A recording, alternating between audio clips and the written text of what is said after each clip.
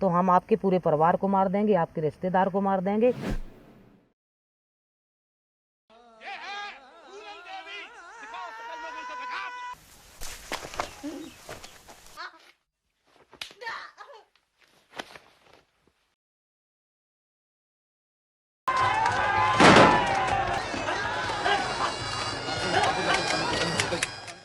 डाकू, ये शब्द सुनते ही हमारे जहन में शोले मूवी का हाथ में बंदूक, दमदार आवाज, कारतूस वाली बेल्ट और डरावनी शक्ल वाला गब्बर आता है। अगर मूवी से हटकर असल जिंदगी की बात करें तो डाकू नाम सुनते ही हमारे दिमाग में वो चंबल की सुनसान घाटी और चट्टानों में बसे डाकुओं के नाम आते हैं। एक दौर था जब चंबल के डाकुओं का इतना दबदबा था कि पुलिस के भी यहाँ जाने से पसीने छूट जाते थे।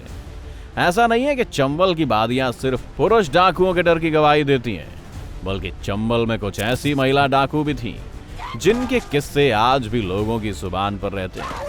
हत्या, लूटपाट, डकैती, अपहरण के मामलों में वो किसी से पीछे नहीं थी। इन महिला डाकुओं ने बीहड़ों पर पुरुष डकैतों की तरह ही राज किया था।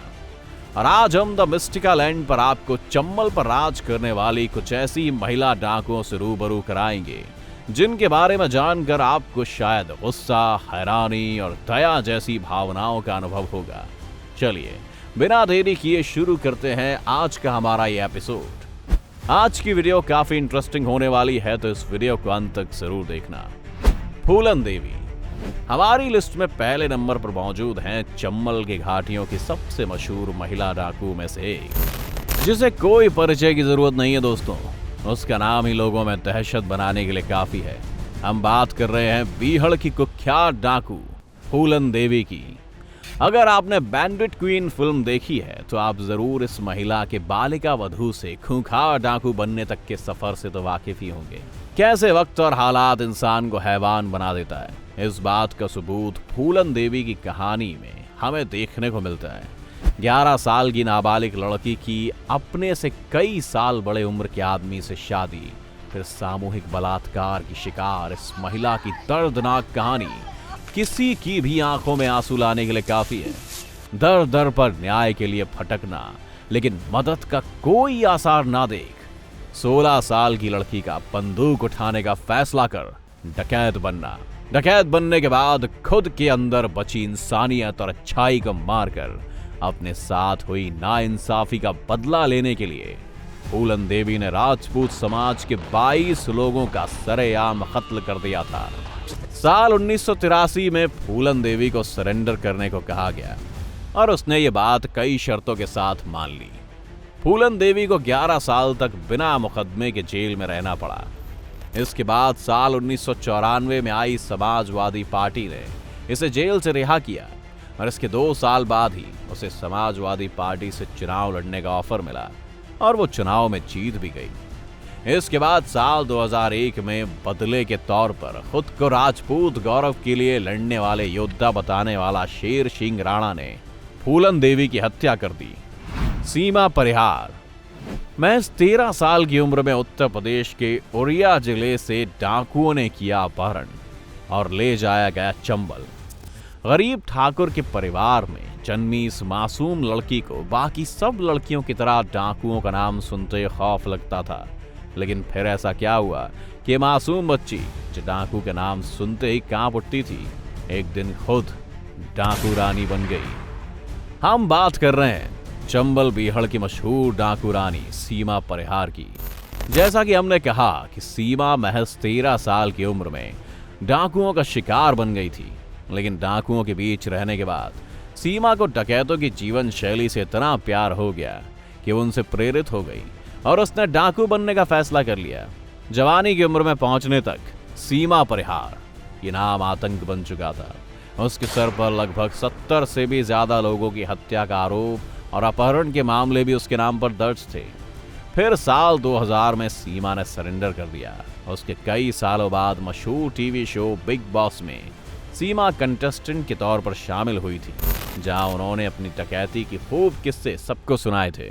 दोस्तों आगे बढ़े उससे पहले वीडियो को एक लाइक तो बनता है। पुतली बाई चंबल घाटी के इतिहास में पुतली बाई का नाम पहली महिला डकैत के रूप में दर्ज है, जिसने किसी फिल्मी हीरोइन की तरह प्रेमी के लिए घुंघरू उतार कर हाथ में राइफल उठाई थी।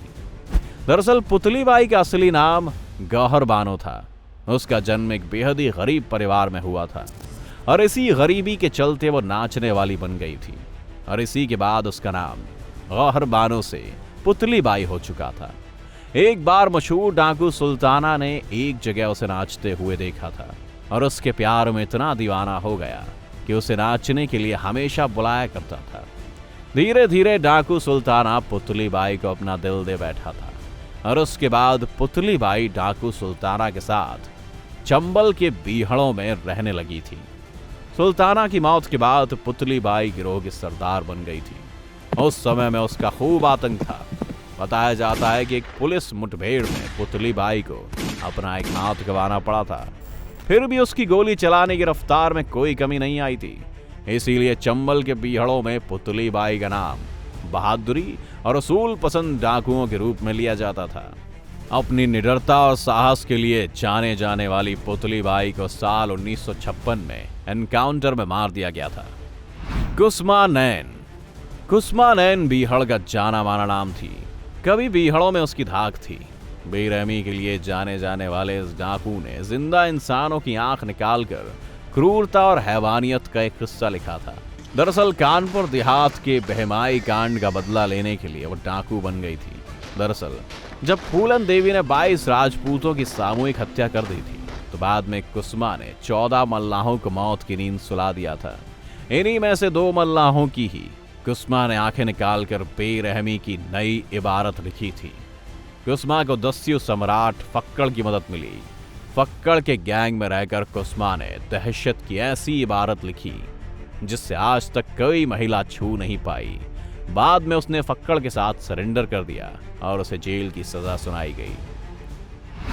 रेनू यादव, ये दास्तां है उस लड़की की समय ने जिसके हाथ से कलम छुड़ाकर बंदूक पकड़ा दी और चंबल के बीहड़ को उसका आशियाना बना दिया और उसे ऐसी पहचान दे दी जो खौफ का परिचय बन गई।